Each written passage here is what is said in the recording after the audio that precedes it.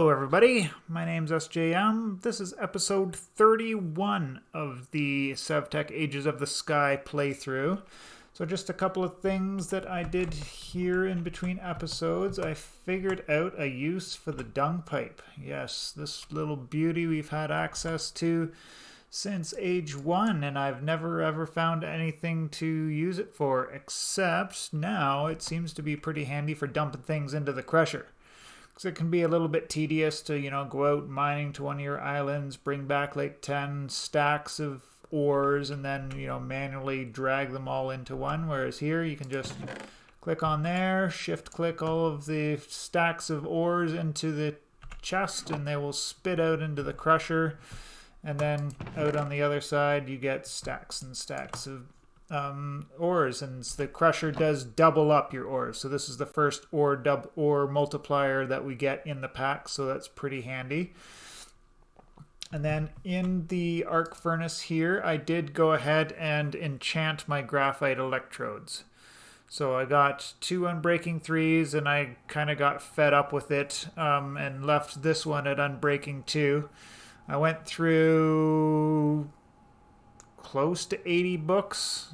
Yeah, well over a stack, that's for sure. Maybe even a stack and a half, maybe 90 books before I finally found enough unbreaking books to get there. I went from about 68 levels in my Tome of Pertitia, and it only went down to level 60. So levels weren't a factor at all in getting there. It was just grinding it out, and lapis actually became the choke point, and I kind of stopped before I ran myself right out of lapis looking for those stupid unbreaking books. But we got them all together, then threw an anvil together and combined up all the unbreaking 1s and then 2s, and then the 2s into 3s, and then put the enchantments on the graphite electrodes there.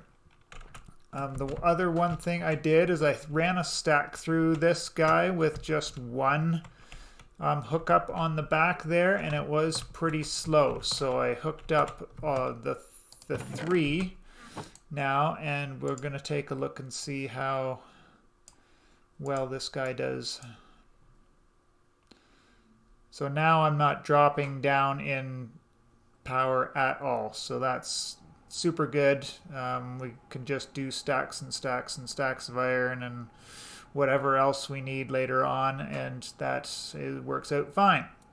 So the fluid pipes that I was talking about in the last episode for hooking up these machines together didn't work for getting liquids out of containers into there, or for pulling out of the machines from one to the other. So I had to craft these extraction cables, which are a little bit more expensive, but not too bad at all, really. You just got to make these pressure plates, which are just iron plates, and droppers, which is just the vanilla recipe. So that was pretty easy there. So we just got one there, one here, which I just put up against there. These, like I said before, but these pipes are handy for joining between the immersive pipes and the modular machines, so that worked perfectly there. And I've made myself up here 3 tanks worth of molten plastic, which we will be using when we get towards pneumatic craft. So I'm kind of looking at the pneumatic craft stuff here. It seems like a huge rabbit hole of stuff to get into, just for very limited use to get our NASA workbench going. So we'll need like the printed circuit boards, which we can do with this recipe here, which is a whole rabbit hole into itself. And then these assembly units, which are pretty much getting all this compressed iron stuff together, and then this is where the plastics come in, is making some of this stuff here, and a lot of the other stuff that's in the pneumatic craft mod itself. So just looking at the quest line, we are headed towards the end to complete along the main quest here. So my plan for that, with the creative flight, it should be pretty easy. And instead of like exposing myself to like stop and vein mine out the iron bars, I just threw myself together some TNT and we'll just blow up those cages as we're flying around. Like, just be a quick stop, plop, light, and then run off again before the dragon gets a chance to hone in on me with his breath attack or with a charging attack, so I don't get hit too many times, because I haven't even bothered to enchant my Mantle of Stars here yet, which I really should have done by now. But if I lose it, I lose it. It's not a huge deal to craft up another one back here at home. Yes, so got all the plastic made up, and then the plastic mixer is a pretty simple recipe. So again, we need these compressed iron ingots. These you get a couple of different ways. So obviously on the anvil you'd need to have a block of compressed iron, so we don't have that. In the metal press you can take blocks of iron and use the packing plate, and you get 4 out of it. So you put 9 ingots of iron in and you get 4 out. So that's a huge loss. So the next way, which is going to be a little bit more efficient, is using iron ingots and setting off an explosion. So we'll be using more TNT to do that, and you get a loss rate of about 20%. So that's quite a bit more efficient there than using the metal press. Then the last way is using the pressure chamber itself, but to make the pressure chamber you got to have the compressed iron ingots anyways, because you need these pressure chamber walls here. And if you just hold shift on there, it'll give you the instructions for building the pressure chambers.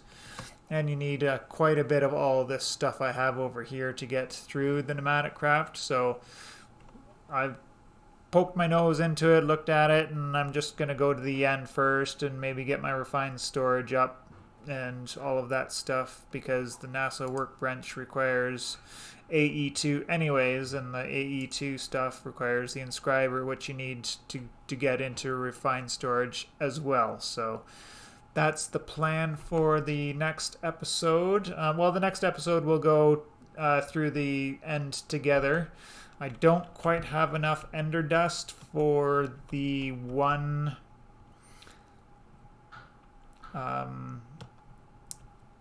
where is it? It's this one over here, is it? I think. No.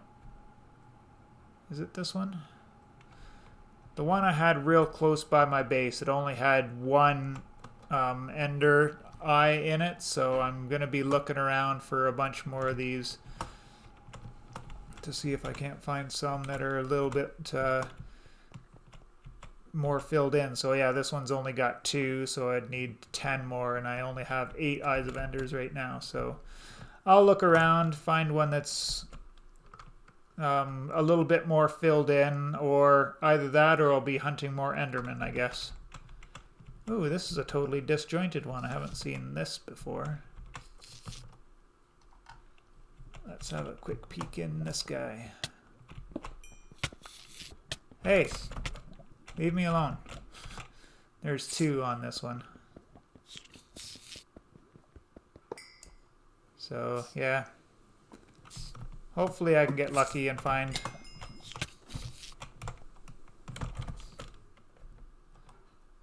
one somewhere. Again, I appreciate you all. Hope, yeah, this was just a brief interlude to get an episode out, because I'm kind of in the grind right now and figuring out the best way to get through Age 4, because I haven't actually been through the end of it. Past playthroughs I've gotten to the end and then just gotten frustrated by the fight there because of either bad luck or just bad playing on my part, whatever, what have you. And yeah, ended up quitting there, frustrated with dying in the end and losing all of my stuff in the void, because there's some grasses in there that teleport you, and it just yeeted me right off the edge of the island into nothingness, and ended up going, yeah, so this is where I found the one that's real close by, but again, not an option for now. So yeah, I'll look around and we'll be back next time in the end to fight the dragon. Hope you're all having a good one, and we will see you later.